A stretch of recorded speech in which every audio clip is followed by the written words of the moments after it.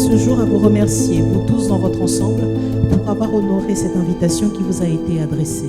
Il s'agit pour nous d'un véritable honneur que de nous soumettre à cet exercice de redevabilité. Aujourd'hui, après 10 années d'existence, l'École nationale d'administration vous présente avec fierté ce qui constitue la sommation de ces années d'exercice. De 2014 à 2024, voici donc pour nous arrivé au moment où nous vous présentons l'ensemble de notre état de fonctionnement.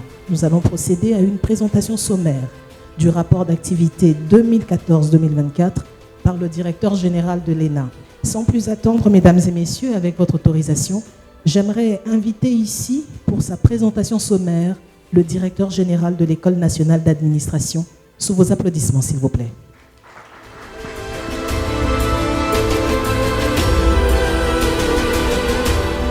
Excellence, Monsieur le Vice-Premier ministre, ministre de la fonction publique, modernisation de l'administration et innovation du service public, Mesdames et Messieurs les membres du corps diplomatique, Mesdames et Messieurs les partenaires techniques et financiers, Mesdames et Messieurs les secrétaires généraux de l'administration publique, Mesdames et Messieurs les mandataires publics, Monsieur le Président du Conseil d'administration de l'École nationale d'administration, ENA, Monsieur le Directeur général adjoint de l'ENA, distingués invités en vos grades et qualités. J'ai l'honneur de vous présenter ce jour les rapports d'activité 2014-2024 de l'École nationale d'administration. C'est la première fois que l'ENA se soumet à cet exercice de redevabilité. C'est donc un grand moment d'arrêt. Cette cérémonie marque un moment d'arrêt et j'ai voulu commencer cette présentation par vous en donner la signification pour nous. Je vais donc prendre deux considérations. La première, je la tiens de Alexandre Gercher-Cron. Je le cite. « Le retard est un avantage, pourvu que les pays en retard sachent se doter du cadre intellectuel et institutionnel approprié en profitant de l'émulation fournie par l'avancée dominant et la soif du développement. » Je voudrais insister sur le groupe de mots « cadre institutionnel ». Et ça me conduit à ma deuxième considération que je tiens de cet ouvrage d'Aaron Acemoglu et James Robinson. Pourquoi tous deux prix Nobel d'économie? Pourquoi les États s'effondrent? Alors dans cet ouvrage, ces deux auteurs, ils donnent beaucoup d'exemples pour arriver à la conclusion de leur ouvrage. Parmi les exemples, ils donnent l'exemple de la ville de Nogales. Nogales est une ville qui est coupée en deux par la frontière entre les États-Unis et le Mexique. C'est les mêmes peuples, la même culture, la même géographie, le même climat. Du côté américain de Nogales, c'est une ville développée, et du côté mexicain, c'est une ville sous-développée. Alors, les auteurs donnent cet exemple pour démontrer que ce qui fait la différence en réalité, ce n'est pas la culture, ce n'est pas la géographie, ce n'est pas les climats, c'est les institutions. Et ils arrivent à cette conclusion qui aujourd'hui fait l'unanimité que la prospérité ou le déclin sont fonction du sérieux des institutions, de la qualité des institutions.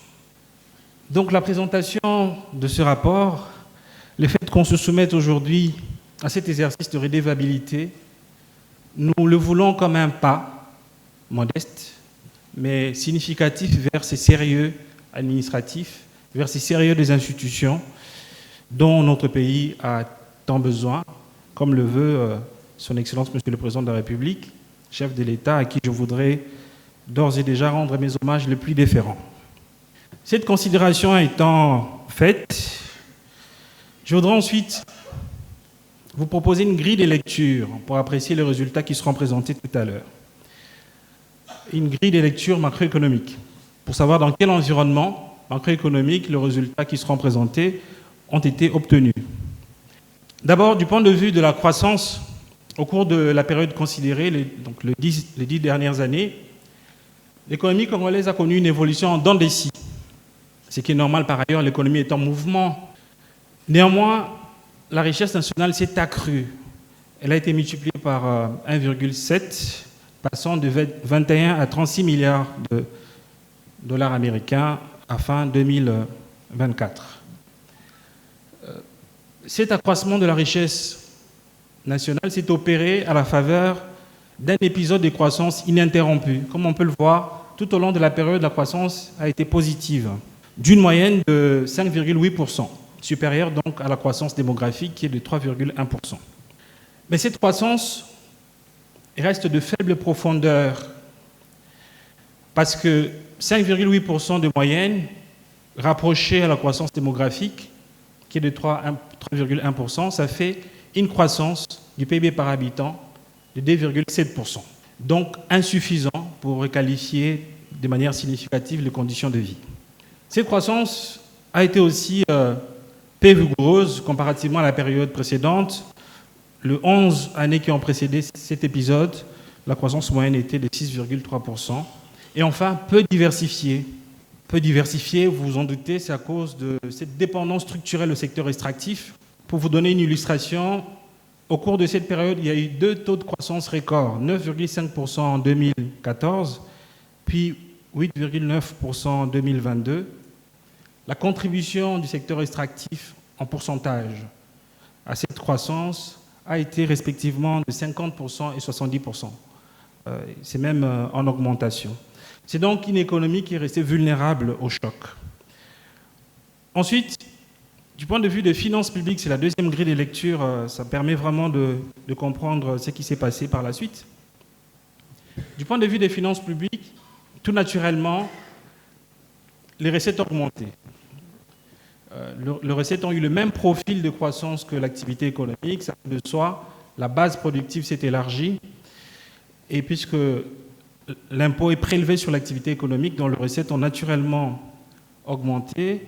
En dollars américains, on est passé de 4,7 milliards à 8 milliards entre 2014 et 2024. C'est le même profil que la richesse nationale.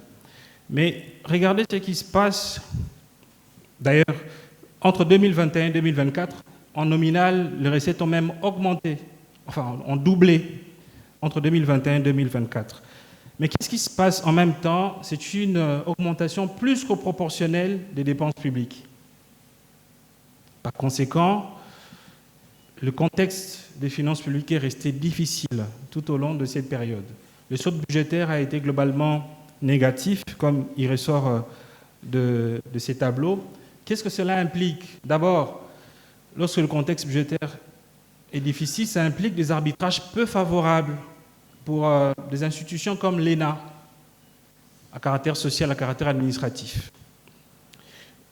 Et donc, ce contexte budgétaire difficile, effectivement, a impacté quelque peu l'école, j'y reviendrai. Deuxièmement, ça implique une injection de la liquidité sur les marchés de change. Et donc, au cours de cette période, et c'est la troisième grille de lecture, les marchés de change ont été très volatiles. Le franc congolais s'est fortement affaibli face au dollar américain. On est passé d'un taux de change de 923 à 2800 au cours de la période considérée. La conséquence, elle est immédiate sur la rémunération, sur la bourse de vie des élèves de l'ENA, sur le fonctionnement de l'ENA, toutes ces dépenses qui sont assurées en francs congolais. Voilà pour ce qui est de la grille des lectures. À présent, les rapports lui-même. Et je me propose de vous le présenter en 4 chiffres. Mon premier chiffre, c'est 92 391. C'est le nombre total de candidatures réceptionnées par l'École nationale d'administration tout au long de son histoire, depuis le lancement de recrutement en 2014. Au total, 92 391 candidatures. Pour vous dire que le recrutement est devenu un véritable métier. D'ailleurs, ça fait partie de nos missions. Comme vous le voyez sur le graphique, c'est en moyenne 10 000 candidatures pour chaque promotion, pour chaque recrutement. C'est recrutement qui est opéré au profit de l'État, Comme vous le savez, l'ENA a été créé précisément pour recruter de façon compétitive, donner la chance à tous les meilleurs enfants du pays pour rompre ces inégalités des destins, ces inégalités de lieux de provenance, de lieux de naissance. Et donc, depuis 2014, l'école recrute de manière compétitive. C'est, je puis vous le garantir, l'un des meilleurs recrutements qui se font au pays, le plus compétitif et le plus sérieux. 10 000 candidatures en moyenne à chaque recrutement pour ne recruter que 100 en moyenne. Ces recrutements, il faut le rappeler, est fait pour contribuer au processus de rajeunissement et de modernisation de l'administration publique. Et le recrutement est organisé sur l'ensemble du territoire. Quelquefois, il y a cette interpellation qui est faite à l'ENA, qu'elle serait une institution de Kinshasa, mais comme vous le voyez sur cette carte, le recrutement, ça c'est un exemple que j'ai pris pour la 9e promotion, la promotion qui est en cours de formation. Le recrutement est effectué sur l'ensemble du territoire national. Toutes les provinces envoient des candidatures. En même temps, il faut faire la part des choses, il faut faire la différence entre provinces d'origine. Il y a parfois aussi ces débats, même si l'objectif c'est de recruter les meilleurs enfants du pays, quelle que soit leur provenance, mais il y a parfois ces débats entre provinces d'origine et provinces de recrutement. 231 candidatures pour la 9e promotion. Seulement à Kinshasa, c'est près de 50% des candidatures reçues. C'était au total 21 000 candidatures pour la 9e promotion. Mais ça ne veut pas dire que ces 12 000 candidatures, c'est de candidats dont la province d'origine est Kinshasa. C'est seulement la province de candidature. Ils viennent de 4 coins du Congo. J'ai parlé tout à l'heure des arbitrages peu favorables. C'est peut-être le moment déjà de l'évoquer. Ça fait 10 ans, 11 ans, si on veut. On est à notre 9e promotion. On aurait dû être déjà à la 10e promotion. Mais l'école a connu comme une année blanche. La promotion qui est en cours de formation, son recrutement s'est étalé sur 2 années, l'année 2023 et l'année 2024, simplement à cause de ces arbitrages peu favorable lorsque le contexte budgétaire est difficile. Donc on a sauté une année. On voit parfois dans les médias le futur candidat nous interpeller pour dire à quand les prochains recrutements. Et donc voilà, pour permettre d'apprécier le résultat obtenu pour ce qui est du recrutement. Alors mon deuxième chiffre, ce sera 743. 743, c'est le nombre d'énarques produits par l'école, formés par l'école. Après le recrutement, ils suivent un programme de formation sur 12 mois. C'est l'équivalent d'un master en management public sur différents sujets liés à la gestion de l'État. Les 12 mois sont répartis en 4 axes. D'abord, l'axe court, c'est 38 cours sur différentes thématiques, la gestion de projets, la gouvernance publique, différents sujets, les ressources humaines, l'élaboration des politiques publiques, le suivi des politiques publiques, et j'en passe. Les modules de cours sont complétés par des séminaires et des conférences, environ une dizaine chaque année. L'axe 3, c'est les stages. Les élèves qui sont recrutés effectuent 2 stages pendant leur formation, un stage d'immersion pour les mettre en contact avec l'administration publique, puis un stage de professionnalisation. Ils sont actuellement en stage de professionnalisation, certains à l'extérieur du pays, en Belgique plus particulièrement, grâce à l'appui, c'est déjà les lieux de le souligner, de la Belgique, à travers Enabel et l'Institut Egmont, ici représentés, d'autres sur place au pays. Le dernier axe, c'est l'élaboration d'un travail des politiques publiques que nous appelons à l'ENA Formation Action. On a eu les privilèges, il y a quelques semaines, lors de la présentation de ces travaux, d'accueillir un certain nombre de personnalités, y compris au niveau provincial, qui ont présidé des jurys, des présentations et des défenses de ces travaux. Je me souviens en particulier de ces travaux des politiques publiques qui a porté sur la question des embouteillages, pour dire que c'est une formation qui les prépare à adresser des problèmes concrets. Alors, au terme de la formation, il y a une cérémonie de sortie. Après, les élèves formés sont mis à la disposition de l'État, sont admis sous statut. Et nous avons eu l'honneur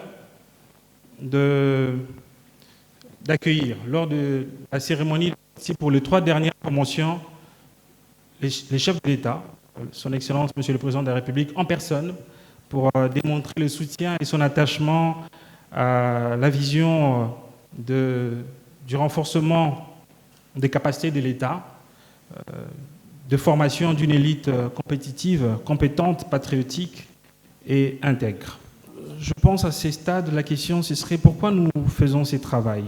Et je voudrais, pour y répondre, m'appuyer encore sur Daron Acemoglu et James Robinson dans leur deuxième ouvrage, Les corridors étroits.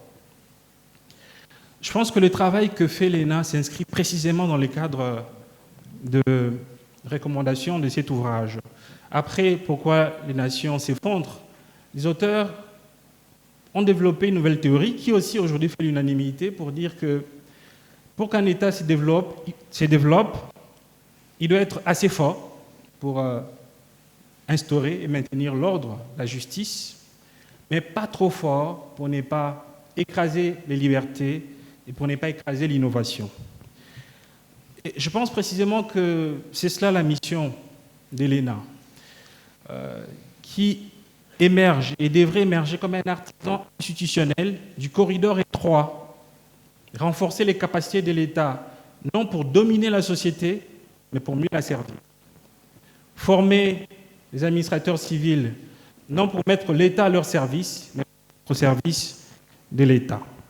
C'est tout le sens du travail que fait l'ENA et de la mission qui est la nôtre, qui doit permettre précisément de contribuer au développement, à l'efficacité de l'État, puis au développement de la RDC. Ensuite, mon troisième chiffre, ce sera 14,4%. 14,4%, c'est le pourcentage, c'est le taux de féminisation de l'ENA, le pourcentage de femmes au sein de la population d'ENARC. Comme vous le voyez, ce taux est faible, il n'est pas représentatif de notre société. Notre société, c'est 51% de femmes, 49% d'hommes. Mais notre taux de féminisation à l'ENA est encore de 14,4%, soit 107 femmes sur 743 énarques formées. Alors nous sommes allés regarder en détail, puisque la question de la féminisation est une question est une cause fièrement portée par son Excellence, Monsieur le Vice-Premier ministre, ministre de la Fonction publique ici présent. Nous sommes allés regarder en détail. Alors, qu'est-ce qu'on observe en détail ? C'est que le problème vient du dépôt des candidatures, principalement. Au moment du dépôt de candidature, c'est environ en moyenne 22% de femmes. Les disparités proviennent déjà de là. 22% de femmes, 78% d'hommes. Ensuite, en vertu de la loi des grands nombres, plus on évolue, plus il y a des hommes et moins il y a de femmes. Et pour vous en convaincre, il y a ces graphiques sur ces tableaux sur le taux de réussite au concours de l'ENA. Le taux global de réussite, c'est 1,05%. Quand on rapproche du taux global de réussite des femmes, qui est de 0,7%, on voit que ce n'est pas la même chose que le 14,4% de la proportion de femmes au sein de la population d'ENARC. Donc il n'y a pas une différence significative sur le taux global de réussite, mais c'est plutôt au niveau de candidature, et donc il faut agir à ces niveaux-là. On a une stratégie de féminisation qu'on a élaborée toujours avec l'appui de la Belgique, de l'Institut Egmont, dont je parlerai. Mon quatrième chiffre, enfin, pour cette partie, c'est 15,65 millions.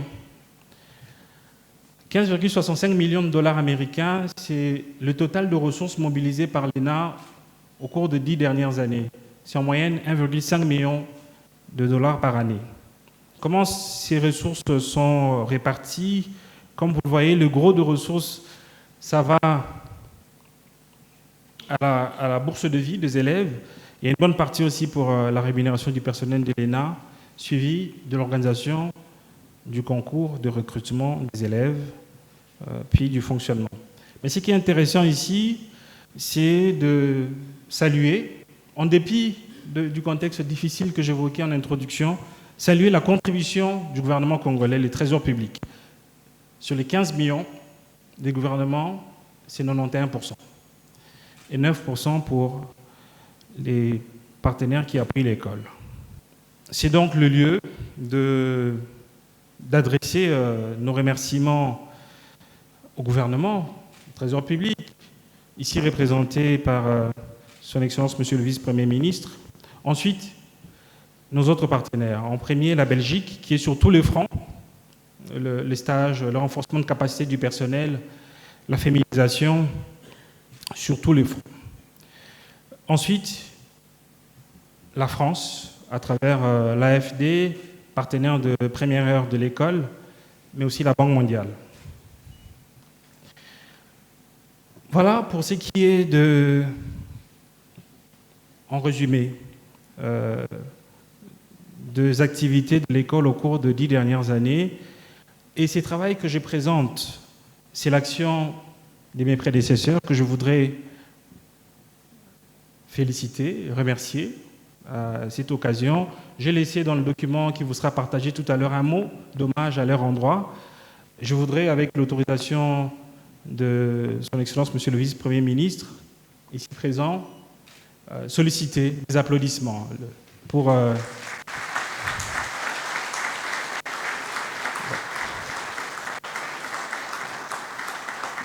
Je vois l'ancien DG, mon prédécesseur immédiat, Guillaume Banga, dans la salle.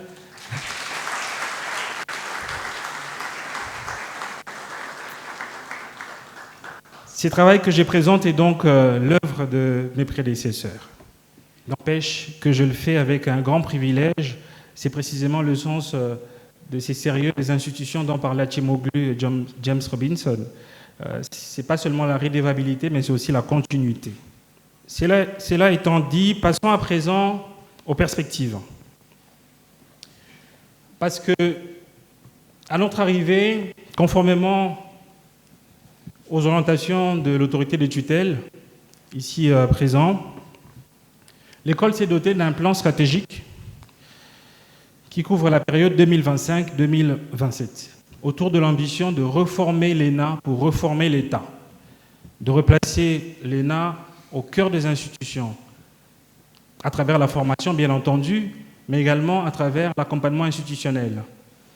D'ailleurs, un nouveau département des services conseils a été créé au sein de l'ENA, j'en parlerai peut-être tout à l'heure, précisément pour accompagner cette mission d'appui institutionnel au service public. Alors, la vision portée par ces plans stratégiques, c'est de devenir une institution leader en formation initiale et continue, un modèle d'excellence reconnu en Afrique et un partenaire de référence pour une action publique efficace, innovante et résiliente. L'ambition, c'est cela, porter l'ENA à ces niveaux en termes de contribution à l'efficacité de l'État. Alors, le plan stratégique dont je parlais prévoit un certain nombre d'actions, une centaine d'actions regroupées en 6 axes majeurs. Je m'en vais vous donner quelques résultats à fin juin 2025. D'abord, un renouveau visuel. C'était l'une des actions phares de ces plans stratégiques. Ceux qui sont passés par l'ENA dernièrement l'ont constaté, l'ENA a fait peau neuve. D'abord, un changement de charte graphique pour aller vers une charte plus moderne,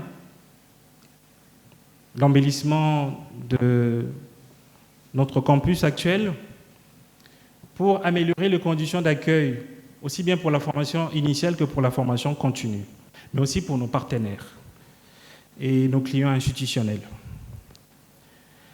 Ces renouveaux visuels, c'est aussi le nouveau site web que certains ont peut-être déjà vu, avec un chatbot. C'est un site web moderne et des palmarès électroniques pour les anciennes promotions. Deuxièmement, c'est la formation continue. Il est vrai que la formation continue est aussi vieille que l'école, mais c'est seulement depuis 2022 que l'ENA a créé une direction de formation continue, qu'on a un directeur en charge de la formation continue, et seulement depuis l'année dernière qu'un catalogue de formation continue est publié. Cette année, c'est un catalogue plus attrayant qui a été mis à la disposition du public, avec des modules qui intéressent différents services publics. Et il s'observe un grand engouement autour de ces différents modules, y compris de nombreux partenariats qui sont signés avec différentes institutions. C'est le lieu de parler aussi de notre partenariat avec l'Université Senghor, un partenariat qui est géré au sein de cette direction de la formation continue, grâce auquel ces partenariats, 2 masters, 2 formations diplômantes sont organisées au sein de l'ENA, un master en gouvernance et management public, la 2e promotion est en train de terminer, et un master en maîtrise d'ouvrage des projets de développement en Afrique. La 2e promotion a démarré le cours il y a peu. Je n'oublierai pas de parler de notre centre d'apprentissage de langues étrangères, Calais, ENA, qui organise l'apprentissage de l'anglais et du mandarin chinois. Troisièmement, je voudrais vous parler du fonds de formation continue, le fonds FORCO. Je pense qu'il appartiendra à l'autorité d'en donner les détails le moment venu, mais il était prévu, dans le cadre de ces plans stratégiques 2025-2027, la mise en place d'un fonds de formation continue pour permettre à l'ENA de former au-delà des énarques. Les énarques aujourd'hui sont 743. Les fonctionnaires, les agents de carrière des services publics de l'État sont environ 400 000, 380 000 par là. C'est donc une goutte d'eau. Certes, c'est de hauts fonctionnaires. Ils sont en train de monter. Nombreux sont des positions d'influence. Des positions qui peuvent transformer l'administration publique. Mais 743 face à 380 000, c'est une goutte d'eau. Donc, si on veut vraiment renforcer les capacités de l'État, si on veut contribuer à renforcer l'efficacité de l'État, il faut aller au-delà de la formation des énarques, de la formation initiale. D'où l'importance de ces fonds de formation continue qui sera opérationnel de ce mois, de la fin de ce mois, qui sera alimenté. Le fonds est créé depuis l'année dernière, il sera alimenté dès fin juillet de cette année et permettra donc de former les agents de carrière partout à travers le pays. C'est un fonds qui a un potentiel, la première année, de 3,8 millions de dollars, à partir de la 2e année de 12 millions de dollars, puis ça va augmenter au passage du temps, à la faveur notamment de l'élargissement de la base contributive. Je ne vais pas entrer dans le détail ici, ce n'est pas encore le moment, mais aussi de l'élargissement à d'autres catégories d'agents publics. Pour le moment, le fonds ne cible que les agents des carrières des services publics de l'État. Mais l'arrêté pour l'opérationnalisation du fonds, comme prévu dans notre plan stratégique, l'arrêté interministériel, a été signé et il faut, une fois de plus, saluer le leadership de son Excellence, Monsieur le Vice-Premier ministre, ici présent. Ensuite, le système de management de la qualité. C'est parmi les actions phares de ces plans stratégiques 2025-2027. L'ENA a commencé l'implémentation en son sein d'un système de management de la qualité. Il faut rappeler que, conformément à la norme ISO 9001, il faut rappeler que ce système repose sur 3 piliers. D'abord, la conformité légale et réglementaire. On est en train de s'y conformer, vous le verrez tout à l'heure. La performance, c'est une norme qui est basée sur la performance. Désormais, les directeurs au sein de l'ENA ont des indicateurs de performance qu'ils suivent au quotidien. Enfin, la satisfaction des parties intéressées pertinentes. plus largement, satisfaction de clients, les élèves, les anciens élèves, les futurs élèves et d'autres clients institutionnels. Alors, dans les cadres de la mise en place de ces systèmes de management de la qualité, quelques actions majeures ont été réalisées à fin juin 2025. D'abord, un programme d'activité, un budget 2025 a été élaboré, validé par le conseil d'administration, puis par les ministres de tutelle. L'ENA s'est doté finalement d'un statut du personnel, l'ENA n'en disposait pas, d'un cadre organique et d'un règlement d'entreprise aussi validé par le conseil d'administration et approuvé par les ministres de tutelle. Je voudrais saluer le travail abattu par le conseil d'administration qui a travaillé d'arrache-pied pour doter l'institution de tous ces documents en si peu de temps. Toujours sur le volet conformité légale et réglementaire, on a mis en place également une comptabilité financière au sein de l'ENA, conformément à l'OHADA. C'est une exigence légale. L'ENA ne s'est conformé pas encore à la comptabilité financière. Il y avait une comptabilité en partie simple, les encaissements d'une part, les décaissements d'autre part. Désormais, une comptabilité financière est déployée. Elle permettra, pour l'exercice en cours de l'année prochaine, de produire les états financiers. Un bilan pour connaître la valeur du patrimoine de l'institution. On est d'ailleurs en plein travaux d'inventaire. Pour le moment, la valeur de notre patrimoine n'est pas connue. Puis, un compte de résultat pour apprécier le résultat réalisé au cours d'un exercice. Et enfin, l'importance de cette comptabilité financière, c'est des indicateurs d'aide à la décision. Puis, des activités liées au système lui-même à proprement parler, c'est la mise en place d'une batterie documentaire importante par processus. Les directions sont désormais organisées en processus. Je l'ai déjà dit, des indicateurs de performance sont assignés à chaque direction. Dans le même cadre, 17 manuels de procédure ont été élaborés en interne, sans appui cette fois-là. On aurait bien voulu, mais en interne, on s'est organisé en interne pour mettre en place des manuels de procédure partout où l'institution n'en disposait pas. Voilà pour ce qui est réalisé à fin juin. À présent, quelques perspectives rapidement. Toujours dans le cadre de ces plans stratégiques, d'abord le nouveau curricula. Depuis 2020, il y a un processus de réforme du programme de formation initiale qui est en cours. Le programme de formation initiale, c'est les programmes que suivent les élèves qui deviennent énarques après. Un diagnostic avait été fait et un besoin s'est fait sentir de reformer les programmes pour le centrer sur des compétences clés à développer de façon que les élèves produits par l'école soient directement utilisables. Et ces nouveaux curricula a bénéficié d'un appui important de la Belgique à travers toujours Enabel et l'Institut Egmont, de la France aussi au début du processus, mais vers la fin, et puisque nous cheminons déjà, nous sommes en train de chuter avec ce nouveau programme. Notre ambition, c'est de les tester à partir de la 10e promotion, dont le recrutement sera bientôt lancé. Je voudrais, une fois de plus, remercier nos partenaires de la Belgique qui appuient cette réforme. Le deuxième point, c'est le lancement du fonds de formation continue. J'en ai déjà parlé. Un lancement sera fait par l'autorité de tutelle, incessamment. Je voudrais parler également du processus qui est en cours, toujours sur le chapitre formation continue, d'acquisition de la licence PMI.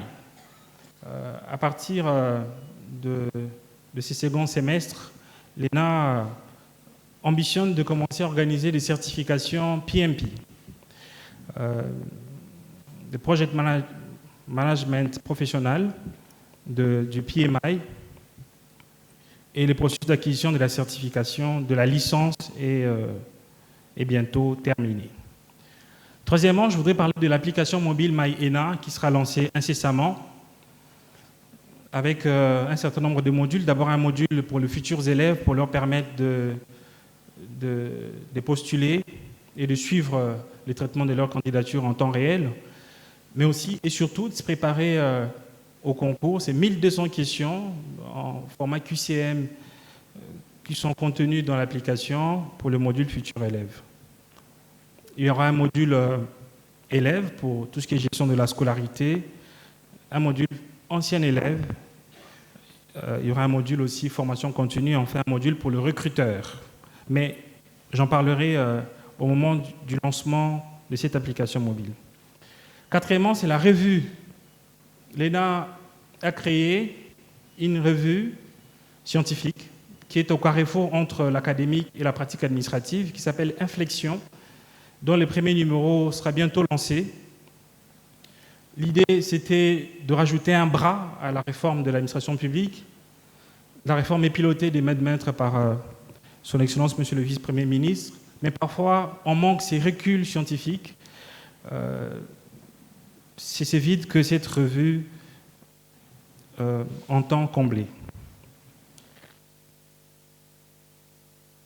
Les conférences annuelles du service public que nous comptons organiser d'ici décembre de cette année, comme un moment de rencontre pour réfléchir sur les bonnes pratiques administratives, faire un point sur la réforme aussi, les bonnes pratiques, disais-je, mises en œuvre par différents services publics.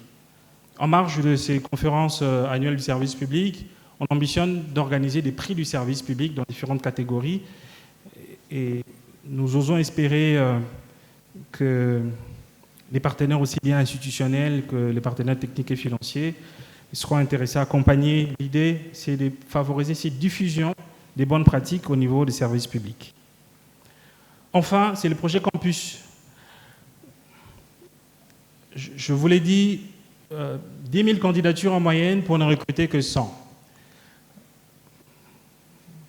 Est-ce qu'on ne pouvait pas faire 200, 300 ? Malheureusement, non. Pour le moment, notre capacité d'accueil, c'est 100. Donc, il y a cette contrainte en termes de capacité d'accueil qu'il faut aussi adresser. D'où ces projets de campus sur le volet formation initiale, mais aussi formation continue.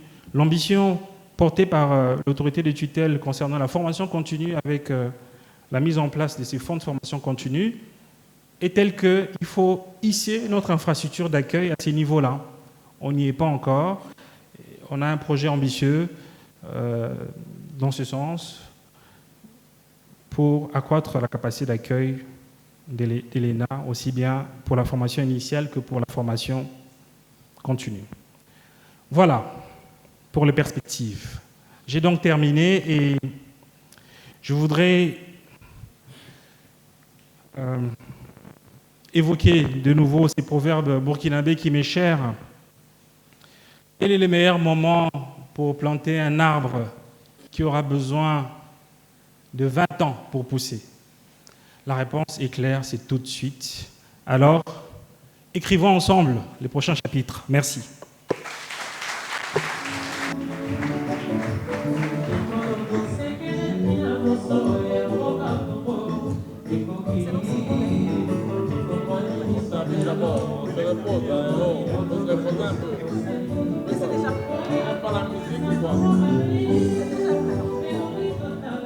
Rapport d'activité